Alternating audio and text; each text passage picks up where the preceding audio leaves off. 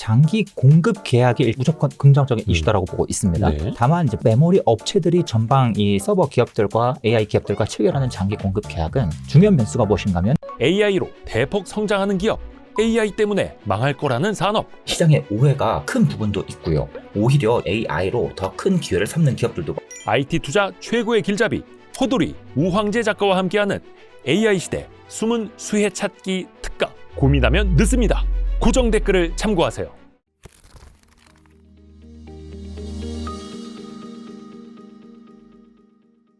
또 그리고 이번에는 호돌이 님이 AI 그 데이터 센터 관련 이제 특강을 준비해 주셨습니다만 또 나오신 김에 우리 이제 반도체, 메모리 반도체도 몇 가지 좀 여쭤보려고. 네.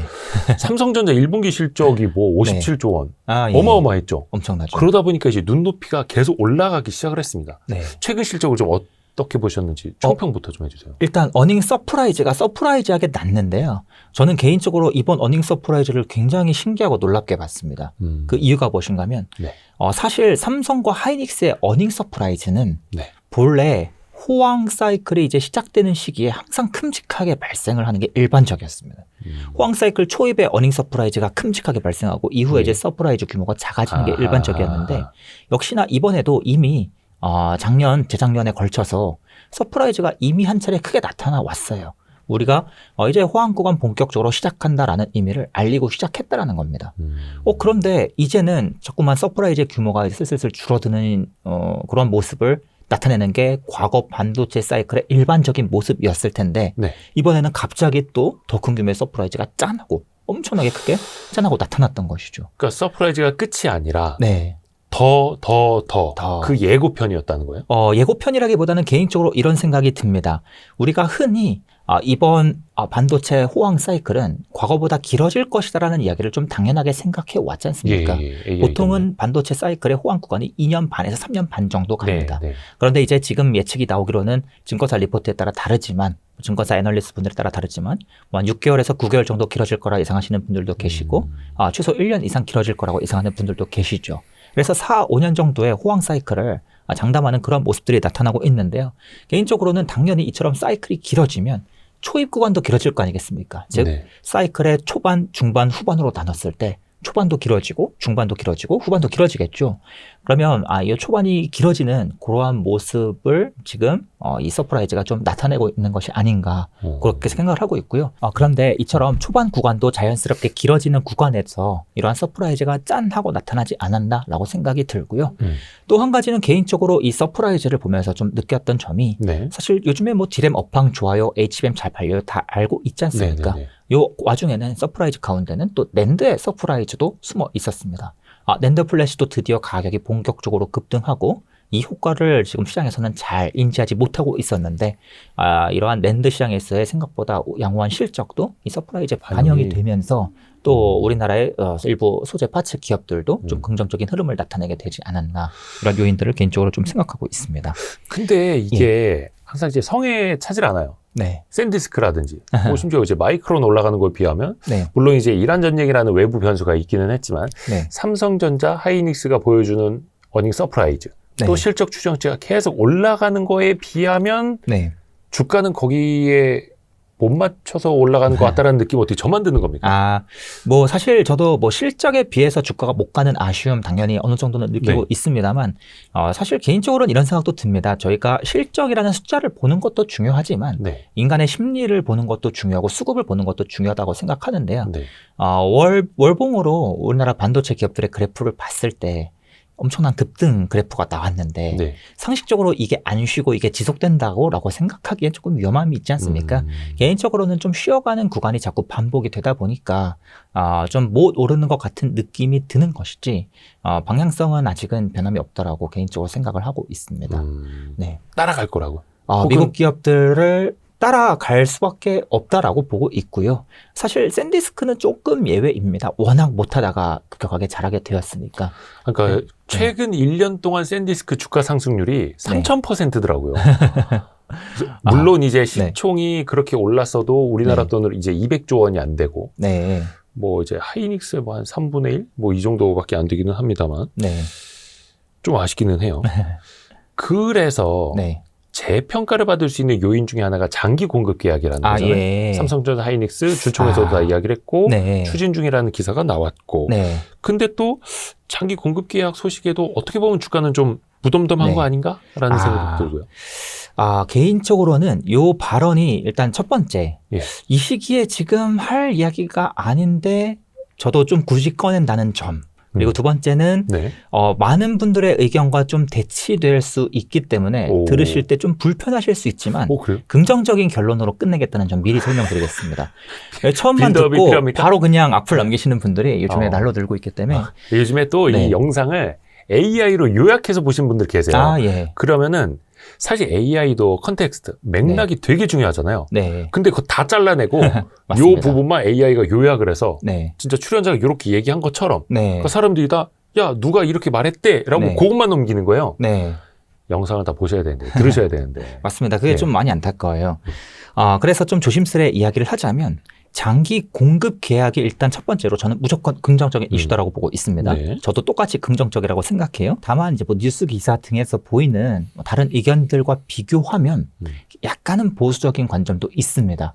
그게 무엇인가면 지금 메모리 업체들이 전방 이 서버 기업들과 AI 기업들과 체결하는 장기 공급 계약은 네. 말 그대로 물량 공급 계약입니다. 중요한 변수가 무엇인가면 가격입니다. 왜 그런가면 많은 분들께서 이번 메모리 사이클은 P-사이클이었다라는 표현을 많이 들어보셨을 겁니다.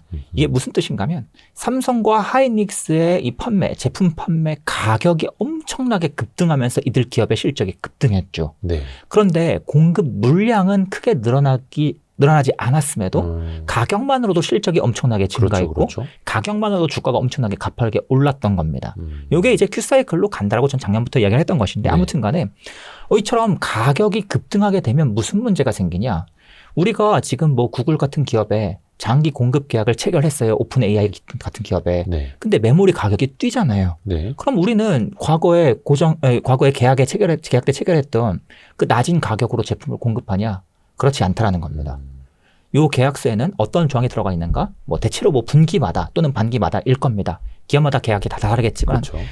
가격을 재조정하는 옵션이 필히 들어갑니다.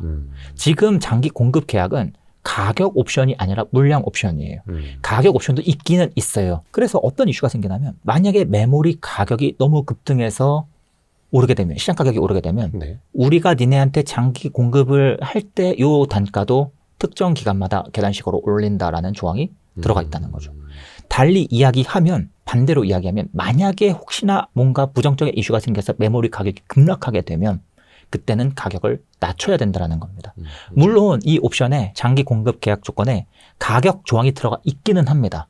근데 이 가격 조항은 고정 가격으로 공급한다라는 뜻이 아니라 최소 마진을 보장한다. 우리가 적자를 보지 않게 한다. 또 설비 투자가 필요할 경우에 30% 정도를 니네가 선수금으로 대준다. 이러한 조항들입니다. 그래서 가격의 변동은 얼마든지 발생할 수 있다는 거죠. 그래서 하고 싶은 이야기가 무엇인가 하면 지금 장기 공급 계약이 분명히 긍정적인 이유는 계속해서 Q가 받쳐준다는 겁니다. 네. 앞으로 물량이 확대되고 더 많은 풀량을 필요로 하는데 지금 공급이 부족하고 이러한 측면에서 긍정적이지만 조금 더 롱텀으로 저희가 이 메모리 사이클을 1년, 2년이 아니라 한 3년, 4년, 5년까지 좀 넓게 봤을 때 과연 이 사이클이 사라질 것이냐의 문제는 또 별개라는 겁니다. 장기 공급 계약이 있어도 사이클은 어느 정도 선에서 나타날 것이다 라는 거죠. 그러면 이게 왜 중요한가 하면 사이클이 있다면 네. 유지가 어느 정도 선에서 사이클 오르락내리락이 이 패턴이 나타난다면 필히 과도하게 높은 밸류를 주기는 어렵다는 게 일반적인 시장의 시각입니다. 이거는 저의 주장이 아니고요. 전 세계 모든 사이클 산업, 모든 사이클 기업은 사이클이 없는 유형의 기업 산업보다 밸류가 낮게 책정이 되는 게 일반적인 트렌드입니다. 그렇죠.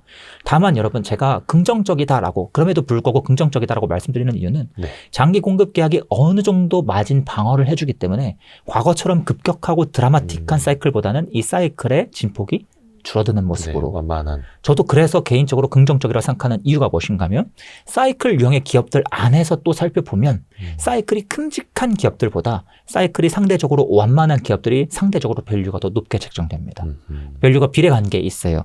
그래서 우리나라 이 메모리 기업들이 요 장기 공급 계약이 긍정적인 이유는 사이클이 사라지기 때문은 아니고 사이클의 진폭이 작아지기 때문에 앞으로 더 높은 밸류를 받을 수 있기 때문이다. 아하. 과거에 메모리 하락 사이클이 오면 막 하이닉스 주가 고점 대비 50% 60%씩 빠지고 했는데 그쵸. 지금 앞으로 그 정도까지는 안 갈 것이다. 방어가 되고 30% 정도 빠지면 사람들의 인식이 또 달라지고. 이제는 또 달라지는 인식이 생길 것이고 또 한 가지는 과거에 뭐 삼성 하이닉스의 이 뭐 밸류에이션이 PBR 1, 2, 1, 2 사이를 왔다 갔다 했다면 이제는 전반적인 밴드가 높아진 상태에서 이제는 삼전의 PBR 1을 보기 어려운 시대가 될 수도 있지 않을까? 과거에 PBR 딱 1 근처만 오면 1.05까지만 오면 엄청나게 매수세가 들어오면서 1을 찍지를 못했어요. 삼전이. 네. 야, 설마 1까지 가겠냐. 근데 이제는 그 레벨도 더 높아져서 이 밸류 방어가 어느 정도 일어나지 않겠냐라는 생각을 가지고 있기 때문에 긍정적인 것입니다. 그러니까 하방이 높아진다는 거예요. 네, 하방이 높아진다. 네. 그리고 진폭이 작아진다. 그게 저의 의견입니다. 그래서 긍정적이라고 보고 있습니다. 이 얘기를 좀 제가 좀 왜 예민하게 받아들이냐면 요즘에 진짜 많은 질문을 받고 문의 메일에 네. 진짜 가장 많이 받는 주제 중 하나입니다. 아마 보통 어딘가에서 언급이 되니까 막 여기저기 그쵸. 애널리스트 분들이나 방송에서 언급이 되니까 문의를 주시는 걸 텐데요. 이제는 사이클이 사라지고 성장형 겹으로 간다. 이제는 완전히 TSMC처럼 진폭이 없는 유형으로 간다. 막 이런 식으로 당연하게 생각하시는 그러한 모습을 보면 좀 아쉬운 점이 아직은 메모리 반도체는 가격에 의한 효과가 있는데 지금 디램 가격이 저점 대비 10배가 뛰었잖아요. 이 가격이 앞으로 10년, 20년 절대 보장되지 않습니다. 운이 정말 좋으면 10년이 갈 수도 있겠지만 보통은 어느 정도 선에서 가격 평균 회귀 효과가 일어날 수밖에 없습니다. 뭐 환율도 마찬가지죠. 평균 회귀가 항상 중요한 이론이지 않습니까? 그래서 이러한 변수를 P 곱하기 Q라는 측면을 감안했을 때, 즉 P라는 측면을 감안했을 때 사이클이 아예 사라지는 것까지는 아니다. 그럼에도 불구하고 장기 공급 계약이 긍정적인 것이다라고 항상 답변을 드리고 있는 것입니다. 그러니까 네. 너무 부정적으로 볼 필요도 없지만 너무 장밋빛으로만 보아서도 안 된다라는 약간 좀 제한적으로. 장밋빛으로 보긴 하는데 사이클의 특징을 고려하는 투자는 필요하다는 게 저희 주장입니다. 어쩔 수 없이. 앞에서 말씀드렸지만 저희가 안정성장형 기업에 투자할 때는 투자 전략이 달라져야 된다 말씀을 드렸잖아요. 마찬가지로 사이클 기업이냐 사이클이 없는 기업이냐에 따라서 투자 전략이 완전히 달라집니다. 밸류에이션 방법도 기법도 달라지고. 요거는 좀 시장에 순응을 해야 된다라는 거예요. 어느 정도는. 맞습니다. 이게 또 내 고집대로 가서 이게 주가가 또 내 고집을 따라오는 건 또 아니니까. 네, 맞습니다. 이런 걸 배워야 됩니다. 그래서 네. AI 시대 숨은 수혜주 찾기 그 강의에도 보면은 아까도 말씀해 주신 것처럼 그 데이터 센터 안에 들어가는 수많은 기업들, 그 산업들의 각각의 특성을 우리가 알 수 있다라는 거. 맞습니다. 예, 고정 댓글에 이 강의 특강 지금 신청하실 수 있으니까요. 참고해 주시길 바라겠습니다. 왜냐하면 이거를 그냥 모르고 좋다더라 라고 들어갔다가 네. 이거 아니지 않느냐 이런 분들이 정말 많아가지고 예. 그러니까 특히 이제 호돌이님 강의를 되게 좋아하시는 게 뭐냐면 저희도 엄청난 자산가 분들도 호돌이님 강의 되게 좋아하잖아요. 네. 나도 옛날에 들었어요. 막 이런 분들 많고. 네. 그 원리를 알게 된다는 거예요. 네. 그러니까 단순히 내가 지금 이거 샀다 팔았다 해서 얼마를 벌었다가 아니라 그건 오래 못 가지 않습니까? 네. 이 원리를 또 알 수 있다라는 거. 그 네. 깊이를 또 볼 수 있다라는 게 맞습니다. 호돌이님 강의의 강점이죠. 고정 댓글에 있습니다, 여러분. 하나의 산업을 10년, 20년 동안 분석하면 분명히 깊게 알 수 있는 것들이 굉장히 많아지지 않습니까? 네. 그런데 또 이제 오래 분석하는 것뿐만 아니라 여러 데이터를 수집해서 분석하면 또 달리 보이는 것들이 있습니다. 그래서 그런 내용들을 제가 강의에 녹인다는 점도 참고해 주시면 좋을 것 또 같습니다. 호돌이님이 또 엄청나게 그 데이터를 모으고 있으니까 또 그걸로 실전 네. 투자를 하고 있는 전문 투자자이기도 하고. 네. 요것도 좀 여쭤봐야 되는데, 그럼 아까 그 물량이 이제 네. 장기 공급 계약의 대상은 이제 물량이다. 네. 그러면 또 이제 증설을 언젠가는 하잖아요. 예. 물론 이제 해외 IB들의 전망을 봐도 수요 증가가 네. 공급 증가보다 많다라고 하는데 네, 맞습니다. 언젠가는 또 이게 공급 과잉으로 가지 아, 않겠느냐라는 염려를 또 미리 또 네. 땡겨서 하기는 해요. 일단 제가 블로그에도 몇 차례 최근에 글을 쓴 적이 있는 것 같은데요. 예. 공급 과잉은 아직은 전혀 우려할 사항은 아니고 다만 공급이 공격적으로 늘어나는 건 맞다. 반도체 산업의 재미있는 특징 중 하나는 지금 AI 수혜가 없는 시기에도 재미있는 특징이 무엇인가 하면요. 우리가 다른 좀 진입장벽이 낮은 산업들, 뭐 예를 들어서 화학 산업이라든지 네. 아니면은 뭐 전자 부품 산업 같은 경우는 예. 공급 부족이 발생하잖아요. 예. 그런 기업들이 증설을 하겠다라고 증설 계획을 발표하고 물량이 늘어나는 게 항상 일반적인 절차란 말이죠. 네. 모든 산업 공통입니다. 그런데 보통은 증설하겠다라는 이야기가 나오면 얼마 안 가서 주가 상승이 끝납니다. 그런데 반도체 산업은 AI가 없던 과거 사이클에서도 굉장히 재미있는 특징이 무엇인가 하면 네. 우리가 공급을 늘리겠습니다라는 이야기가 나오면 예. 주가가 꺾이지가 않아요. 오히려 어떤 이슈가 장비 업체들의 주가가 더 오르는 그렇죠. 호황을 더 많은 기업들이 함께 누리는 구간이 1년 정도 이루어진 이후에 그리고 나서 꺾이는 모습이 반복적으로 나타나왔습니다. 그 이유가 무엇인가 하면 일단 첫 번째로는 공급을 늘리겠습니다라고 지금 발표를 해도 한참 걸려요. 그렇죠. 반도체 기업들은 지금 당장 설비를 넣을 수 있는 공간을 인프라를 먼저 깔아야 되고 건물을 먼저 깔아야 되는데 그 기간이 다른 산업에 비해서 못해도 1년 반 정도가 더 걸린다라는 겁니다. 그래서 기본적으로는 과거에도 공급이 늘어납니다라고 하면 항상 거기가 고점이 아니라 얼추 한 1년 정도 지나서부터 슬슬 공급 과잉 우려가 슬슬 나오기 시작하고 주가가 꺾이는 게 일반적이었다.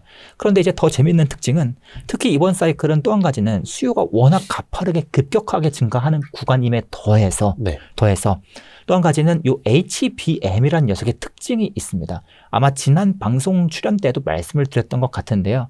기존에 D램을 만드는 공정과 이 HBM을 만드는 공정이 크게 바뀌는 건 아니에요. 하지만 기존에 이 HBM은 공정이 훨씬 더 복잡해지다 보니까 기존의 생산 라인을 HBM 생산 라인으로 바꾸려면 그냥 단순히 장비만 바꿔 끼면 되는 게 아니라 생산 물량의 감소가 수반이 된다는 거죠. 그래서 이제 구형 라인을 HBM 라인으로 바꾸게 되면 생산 물량이 얼추 1.7배 감소하는 HBM4 같은 경우에는 2배 이상 감소하는 절반 이상 감소하는 그런 이슈를 수반한다는 거죠. 그래서 지금은 단순히 공급만 늘린다고 바로 공급 과잉으로 이어지는 게 아니라 공급을 늘렸더니 또 일부 라인에서는 HBM 라인으로 전환하면서 또 축소, 생산량 축소가 발생해 이 증가 축소가 반복적으로 발생하면서 실질적인 공급 증가 효과가 굉장히 느리게 발생한다는 겁니다. 그래서 지금 현재 시장에서는 결론만 말씀드리자면 아직 공급 과잉을 우려할 시기가 아니다. 대표님께서 말씀해 주셨지만 지금 수요 증가분이 더 가파르게 증가하고 있는 구간이다. 만약에 뭐 내년이나 내후년쯤에 이제는 공급 증가분이 수요 증가분보다 더 많아질 거라는 예측이 나오기 시작하면 그때는 이야기가 바뀔 수도 있을 겁니다. 그런데 지금은 전혀 그러한 근거가 나타나고 있지 않기 때문에 아직은 공급 과잉을 걱정할 시기가 아니고요. 과거의 메모리 사이클 때는 공급을 늘리겠습니다라고 하면 1년 정도 장비 업체들, 소재 파츠 업체들이 함께 수혜를 보는 구간이 나타났었다라고 말씀드렸죠. 지금은 그 시기가 오히려 길어지는 구간에 해당한다. 그래서 아직은 이 삼성 하이닉스 공급 과잉 우려를 걱정할 것이 아니라 소부장 기업들이 함께 가는 구간이 길어지는 구간. 그렇다라고 하면 사이클에서 상승 사이클이 길어지게 되면 필히 과거의 밸류에이션 흐름도 바뀌게 됩니다. 무슨 말을 하고 싶냐면 과거의 메모리 반도체 사이클은 비교적 규칙적이었어요. 그래서 삼성과 하이닉스의 밸류도 규칙적으로 움직였던 겁니다. PBR 1에서 2 사이. 그런데 만약에 호황 사이클이 길어지게 되면 필히 밸류 상단은 높아집니다.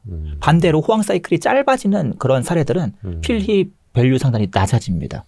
그러면 이 지금 호황 사이클이 길어지면서 삼성과 하이닉스의 밸류 상단도 높아지고 있는데 자연스럽게 소부장 기업들도 함께 누리는 구간이 늘어난다고 하면 소부장 기업들의 밸류 상단도 종전보다는 높게 보는 게 좀 맞는 것 같다, 합리적이다라고 볼 수 있는 겁니다. 오히려 수혜로 봐야 요즘에 합니다. 보니까 이제 장비주가 올해 들어서 엄청나게 올랐고 또 최근에는 못 올랐던 소재 부품주들도 또 엄청나게 오르고 그동안에 못 올랐던 거 한 방에 상한가 간 게 4월 16일이었나 뭐 이런 일도 있었어요.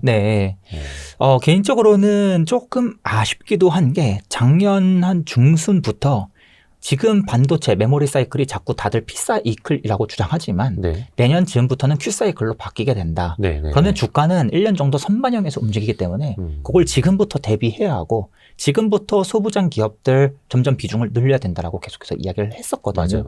근데 이제 투자자분들은 1년 미래를 생각하지 않고 지금 당장 이슈를 보잖아요. 지금 P인데 하이닉스, 삼성 더 가야 되는데만 보시지 않습니까? 그래서 저는 개인적으로 작년부터 이미 장비주, 소재, 파츠주들을 많이 사 모았고 그 내용들을 블로그에 여러 차례 공유를 했었습니다. 그런데 또 한 가지 재미있는 특징은 이 호황 사이클이 오게 되면 초반, 중반, 후반이 있다고 말씀을 드렸는데 초반에서 중반으로 이제 점점 넘어가는 시기에는 굉장히 재밌게도 과거에 항상 소부장 기업들이 세트 업체의 수익률을 훨씬 아웃퍼폼하는 그런 모습이 규칙적으로 나타나 왔는데요. 이번에도 어느 정도 선에서는 반복되지 않을까라고 우리가 생각해 볼 수 있었다라는 겁니다. 그래서 개인적으로는 이미 일찍이 장비주, 소재 파츠 기업들을 좀 많이 담아놨었고 실제로 이들 기업들이 올해 들어서 훨씬 더 아웃퍼폼하는 모습을 보이면서 자랑을 좀 한 가지만 하자면 제가 일부 계좌에는 삼전 평단가가 4, 5로 시작하고요. 35,000원대. 일부 이제 계좌에서는 이 강의 수강자분들께 보여드리겠다 목적으로 매수했다 오. 글도 한번 쓴 적이 있었는데 57로 네네. 시작하거든요. 오. 이들 수익률보다 이제는 장비주 기업들이 훨씬 아웃퍼폼하는 그런 결과가 이미 나타나고 있고요. 삼성전자만 해도 거기에서 4배, 5배는 올랐는데. 예, 380%인가로 알고 있는데 지금 최근 저의 보유 장비주들 제가 과거에 블로그에 썼던 기업들이 한 400%대 돌파하고 있고요. 요. 그리고 또 한 가지는 저의 계좌 말고도 작년까지만 해도 이런 짤들이 텔레에 돌았어요. 네. 하이닉스의 수익률을 아웃퍼폼하는 소부장이 몇 개 없다. 그만큼 하이닉스의 수익률이 뛰어나다. 네. 그런데 이제 올해부터 지금까지를 보면 주요한 소부장 기업들의 평균적인 수익률이 삼성과 하이닉스 대비 약 1.5배에서 2배를 상회하고 있습니다. 그래서 전형적으로 Q사이클로 전환되는 모습, 또 사이클 이제 초반에서 중반으로 들어가는 모습이 반복적으로 나타나고 있다라고 좀 강력하게 말씀드리고 싶습니다. 그러니까 이게 아는 사람한테는 보이는 겁니다. 네, 맞습니다. 그래서 또 호돌이님이 예전에 네. 반도체 강의도 기초, 네. 또 기본, 네. 그다음에 심화편. 네. 사실 또 들으신 분들은 아마 기억을 하실 거예요. 네. 아. 근데 이걸 이제 좀 앞에서 안타깝다고 표현했던 이유가 제 강의를 수강을 하셔도 네. 그래도 지금은 P사이클, 그래도 지금은 굳이 소부장, 나중에 오르면 그때 타자. 이런 뉘앙스로 이제 질문을 주시는 분들이 몇 분 계셨는데 아니다. 미리 준비해야 된다. 만약에 장비주 급등하기 시작하면 한순간에 수십 프로씩 오르고 맞아, 시작한다. 그러니까 이게 예. 나중에 올라가면 그때 따라가면 되지 뭐 하는데 네. 한 며칠 안 보자면 오 이렇게 가 있는 거예요. 맞습니다. 그럼 또 그거 못 따라가죠. 맞습니다. 그래서 좀 사실 엄밀히 지금 장비주 뭐 수익률을 논하려면 작년부터라도 작년 중반부터 매수를 하셨으면 베스트고 못해도 올해 초반에라도 좀 매수를 하셨던 분들이 좀 누리는 영역이 그럼 되었다. 중요한 거 지금은요. 반도체 소부장. 지금은 현실적으로 예. 이제 소부장 중에서 장비 기업들은 따라갔어. 많은 장비마다 좀 차이가 있습니다만 예. 지금 가장 크게 수혜를 보고 있는 장비사들은 밸류가 좀 많이 높은 고고고, 즉 삼성 하이닉스도 과거 밸류 고점을 돌파했지만 네네네. 장비주도 얼추 그 정도 비례 또는 그 이상으로 돌파하는 모습을 네네네. 나타내 왔습니다. 예. 그래서 좀 뭐 지금이라도 사세요라고 말씀드리기가 현실적으로 어렵죠. 개인적으로는 아직 더 오를 거라고 생각해서 아직 팔고 있지는 않지만 네. 그렇다고 해서 그거를 신규 진입이 좋다라는 뜻으로 해석하시면 안 되죠. 왜 그런가 하면 똑같이 앞으로 30% 오르더라도 신규로 진입하신 분들과 기존에 오랫동안 보유하신 분들은 그 30% 이후에서 수익률이 완전히 갈라집니다. 그렇죠. 만약에 하나 꺾이게 되면 과거부터 오래 보유하신 분들은 여유롭게 매도할 수 있지만 이 신규 진입하신 분들은 그렇죠, 이 기회비용 그렇죠. 때문에 절대 포기하지 못하세요. 손익비가 서로 다르죠. 예, 다릅니다. 그래서 같은 30%가 아니라는 걸 꼭 아셔야 되거든요. 그래서 이런 관점을 봤을 때 개인적으로는 장비사들보다는 차라리 조금 지루하더라도 그래도 소재 파츠가 좀 더 원재료 쪽이 좀 더 낫지 않나. 좀 더 마음 편하게 보유할 수도 있고 업사이드 측면에서 아직은 좀 더 여유롭고 그렇게 좀 보고 있습니다.